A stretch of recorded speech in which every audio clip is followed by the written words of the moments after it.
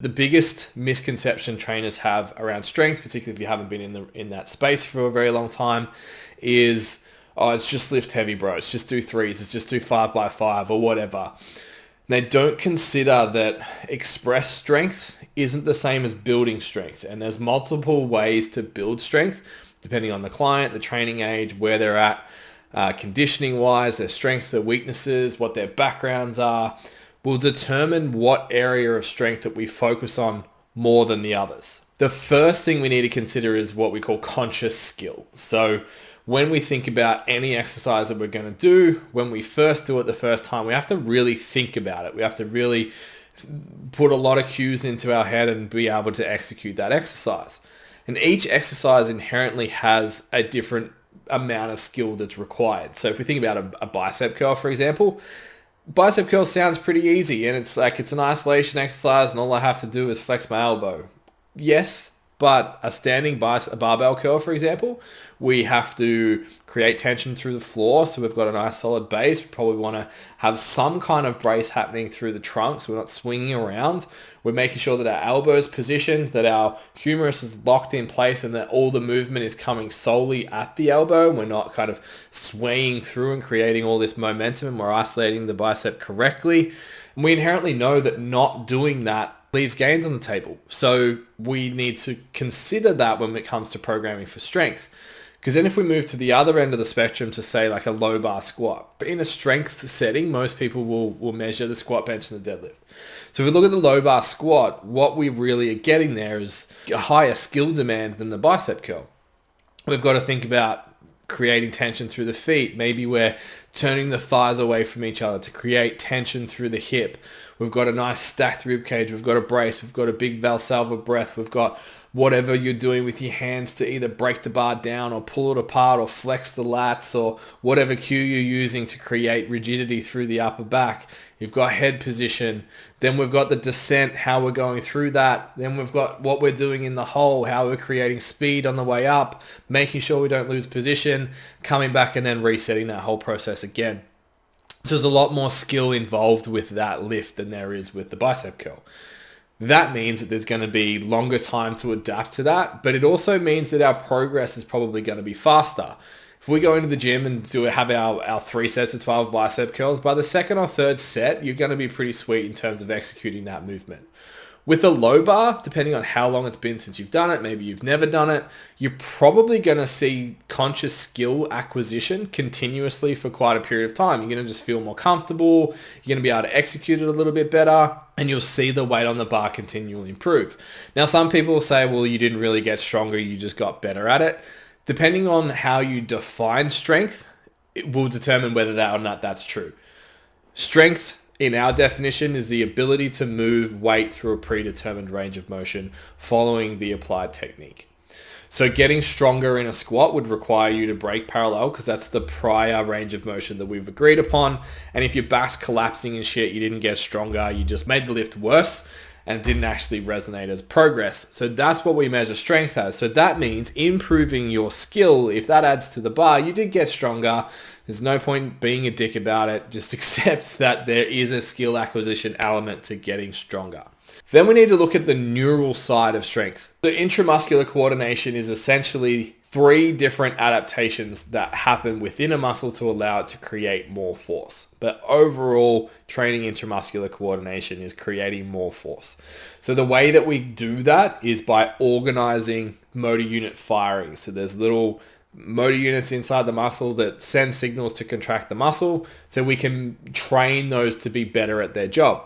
First thing we can do is activate more of them. More motor units means more muscle to contract, means more strength.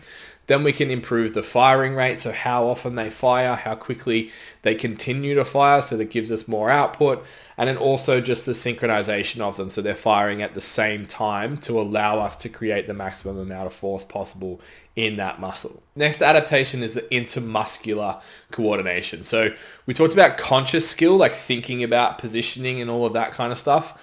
This is unconscious skill. So getting better at doing the task, the muscles talking to each other and coordinating and timing themselves well to allow us to produce more force and a more efficient movement, if that's a way of explaining it as well. So if we think about a deadlift, for example, we tend not to think about extending the knee and the hip at the same time. Typically when we deadlift, we think about like one or two cues, maybe like driving the hips forwards or depressing the scapula or something like that. We can't think about all the moving parts at the same time because we don't have the brain capacity for it.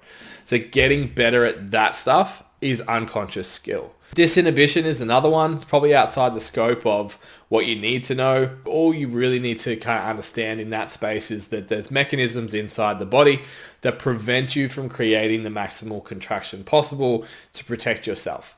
All right. If I didn't have any disinhibition, me trying to scratch my face that would cause a max muscle contraction from the bicep, my hand's going to fly, smash me in the face, and it's going to be really hard to be a person. So they're actually really important. They act as a bit of a safety mechanism for us as well. So they prevent us accepting too much load and trying to express too much force to protect us from injury, essentially. One way to think about it is we train the body to think that it's safer to allow us access to that strength and that output. So that's very useful as well. So a bit of analogy to kind of put this into context for you. We think about pushing a car. So imagine if you're a Ford driver, because your Ford is always going to break down, your car's broken down and a couple of people have stopped just to help you push to try and get to the next service station. The people that are there, they're intermittently taking turns pushing the car and it's not really working. It's like, oh, I'll push for a bit, you push for a bit. It's just not really getting any momentum. And then a really intelligent Holden driver pulls up, or Chevy for you guys, for you Americans, pulls up and says, hey guys, why don't we push all at the same time?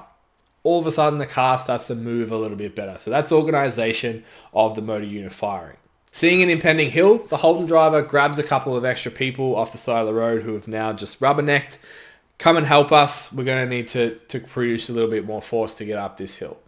So they come over and they start helping. So that's extra motor units that are pushing or contracting the muscle. So instead of slow, drawn out strides, the Holden driver says, all right, guys, I want you all to be going at a consistent pace. So it's 1, 2, 3, 4, 1, 2, 3, 4. And everyone starts to do this sprint run.